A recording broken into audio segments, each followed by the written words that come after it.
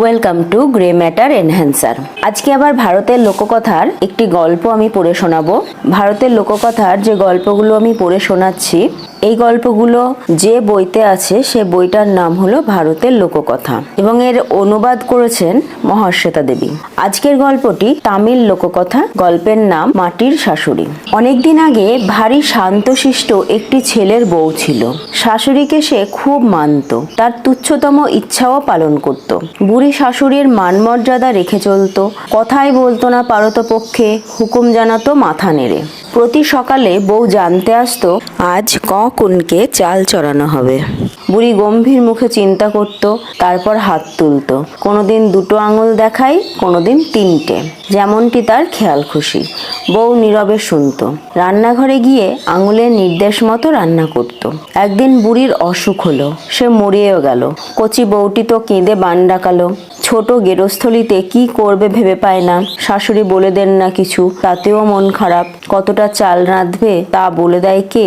ওর স্বামী প্রথম খুশি, বউ শাশুড়িকে এমন মানত, কিন্তু নিত্যি কখনকে চাল রাঁধতে হবে সে প্রশ্নের জবাব দিতে দিতে সে বিরক্ত হয়ে উঠল। এ ঝামেলা এড়াবার পথ তো বের করতে হয়। সে পাড়ার কুমোরের কাছে গেল, বলল তার মায়ের একটি প্রমাণ মাপের মূর্তি করে দিতে হবে। বিশেষ করে বলল, 1 হাত দেখাবে 2 আঙুল, আর একটাই 3টে।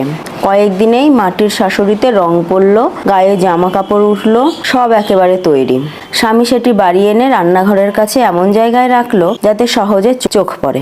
বউ তো শাশুড়িকে ফিরে পেয়ে মহা খুশি, যেন তার বিপদ কেটে গেল। এখন আবার ভোর থেকে দিনটা ঠিকমতো শুরু হবে। চালের মাপ নিয়ে সন্দেহ জাগলেই রান্নাঘর থেকে বাইরে চাইবে, হুকুম মিলে যাবে। 2 আঙুল মানে 2 কুনকে চাল, 3টে আঙুল মানে 3 কুনকে চাল। মাটির শাশুড়ি পেয়ে বউ মহা খুশি, বউয়ের খুশিতে স্বামীও খুশি। বেশ চলছিল সব। শেষমেশ স্বামীর খেয়াল হলো কয়েক সপ্তাহ বাদেই চালের বস্তা খালি হয়ে যাচ্ছে। যদিও বাড়িতে মানুষ মোটে 2টি। বউকে শুধলো। বউ তার রোজকার রুটিন বলল। রোজই সকালে শাশুড়িকে জিজ্ঞেস করে তার নির্দেশ মতো রাঁধে। স্বামী তো খাপচুরিয়াস। দুজনের জন্য নীতি 2-3 কুনকে চাল লাগছে। মা বেঁচে ছিলেন যখন তুমি 2 কুনকে রাঁধতে, 3টে মানুষ খেয়ে হাঁসফাঁস করতাম। বউ নিচু গলায় বলল, আমরা 2জন নাকি 3জন? তো মাকে ভুলেই গেলে? আমি খাবার আগেই তাকে ভাত বেড়ে দিই। কতদিন আমার ভাগেই কম পড়ে। কিছু মনে করো না, মা আগের চেয়ে বেশিই খান এখন। নিজের কানকেই স্বামীর বিশ্বাস হলো না। মাটির শাশুড়ি বস্তা বস্তা চাল খাচ্ছে, এ কি উদ্ভট কথা। রাগের চোটে ও বউকে পেটালো। তারপর মাটির শাশুড়ি আর বউ দুটোকেই বের করে দিল। আসল কথা তো অন্য। রোজ দুবেলা বউ শাশুড়ির সামনে কলাপাতা বিছিয়ে সব পরিবেশন করে। যেই সে রান্নাঘরে ঢোকে, গোপন সুড়ঙ্গ দিয়ে ঢোকে পাশের বাড়ির বউ। খাবার চুরি করে পালায়। বাড়িতে রাঁধতেই হয় না। বেচারি বোকা বউটি আগাগোড়া ভেবেছে শাশুড়ি চেটেপুটে খাচ্ছেন। এই সরল অজ্ঞতার জন্যে তাকে পথে দাঁড়াতে হলো। ভারী দুঃখ তার। শাশুড়ির মূর্তি বয়ে সে অন্ধকারে পথ চলছে, আধারে ভয় পাচ্ছে, কাঁদছে, ভগবানকে ডাকছে, নিজের ভাগ্যকে গাল পারছে, যে কোনো শব্দেই ভয়ে কেঁপে উঠছে। কোনোদিন তো পথে পা দেয়নি। কোনো মতে একটা গাছে উঠেছে ও শাশুড়িকে জাপটে নিয়ে। গাছের ডালের সঙ্গে নিজেকে বেঁধেছে শাড়ি দিয়ে। শাশুড়িকে জাপটে বসে কাঁপছে। হঠাৎ শুনে দুপ দাপ পায়ের শব্দ। দাড়ি গোঁফওয়ালা মুস্কো জোয়ান কজন মশাল হাতে এই গাছের দিকেই আসছে। সারাদিন ছুটোছুটিতে তারাও ক্লান্ত। পোশাক আর মুখ চোখ দেখেই বউটি বুঝেছে ওরা ডাকাত। পিঠ থেকে বোঝা নামিয়ে ওরা বসেছে মশালের আলোয় লুটের মাল ভাগ করতে। মশালের আলোয় ভূতের মতো দেখাচ্ছে ওদের। বউ বেচারি ভয়ে কাঁপতে লেগেছে। তার হাত পিছলে মাটির শাশুড়ি ডাকাতের মাথায় পড়েছে। কি হলো তা না দেখেই ডাকাতরা ভয়ের চোটে পালিয়েছে। বউটি তো গাছের ডালে পড়ে আছে ভয়ের চোটে অজ্ঞান সকাল অবধি। ভোর হতে ও যেন দুঃস্বপ্ন থেকে জেগে উঠল। দেখে গাছের নিচে শাশুড়ির মূর্তি 3 টুকরো। অনেক সোনাদানা ছেটানো, কয়েকটা পোড়া মশাল পড়ে আছে। চারিদিকে কেউ নেই দেখে বউ গাছ থেকে নেমেছে। শাশুড়িকে অনেক কৃতজ্ঞতা জানাচ্ছে এত ঐশ্বর্য পেল বলে, বউকে প্রাণে বাঁচালো বলে। ঘন্টা বাদে ঘরে ফিরেছে তো স্বামী দেখে বউয়ের এক কাঁখে ভাঙাচোরা মাটির শাশুড়ি, অন্য হাতে ঝোলা। প্রথমটা সে ঘরে ফেরার জন্য বকলো বটে, কিন্তু তারপরেই জানলো ঝোলায় কি আছে। বউকে টেনে ঘরে ঢুকিয়ে সে সব কথা জেনে নিল। অত চুনি আর সোনা দেখে ওর তো চোখ গোল গোল হয়ে গেল। সব সাবধানে সরিয়ে রেখে বউকে নিয়ে ও আবার গেল জঙ্গলে। যা কিছু পড়েছিল সব নিয়ে এলো ঘরে। একটা রাজ্য কেনার মতো সম্পদ বটে। মেঝেতে সব বিছিয়ে দেখতে দেখতে স্বামীর জানতে সাধ যাচ্ছে এর ওজন কত হবে। বউকে পাঠাচ্ছে পাশের বাড়ি বড়সড় দাঁড়িপাল্লাটা সে চেয়ে আনুক, কিন্তু কাউকে কিছু যেন না বলে। পড়শি বউটি কৌতূহলে অস্থির।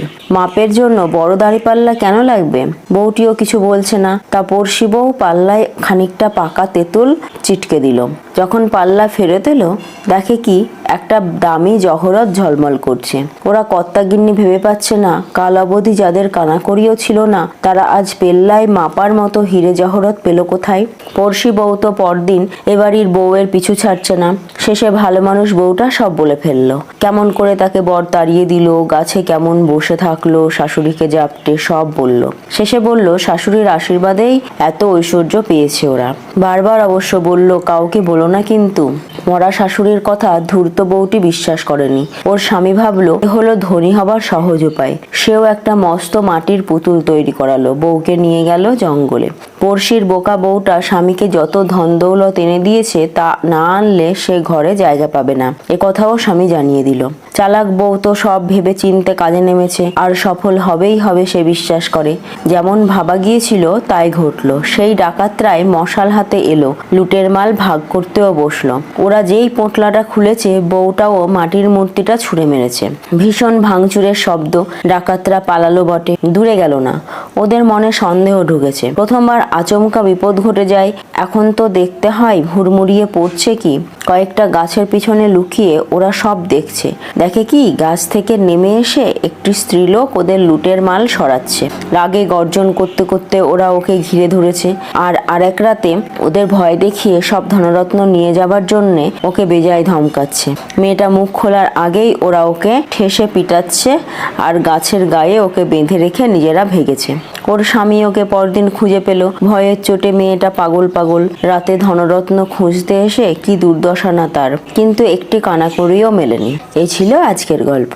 তাহলে আজকে এই পর্যন্তই, আবার দেখা হবে পরের ভিডিওতে।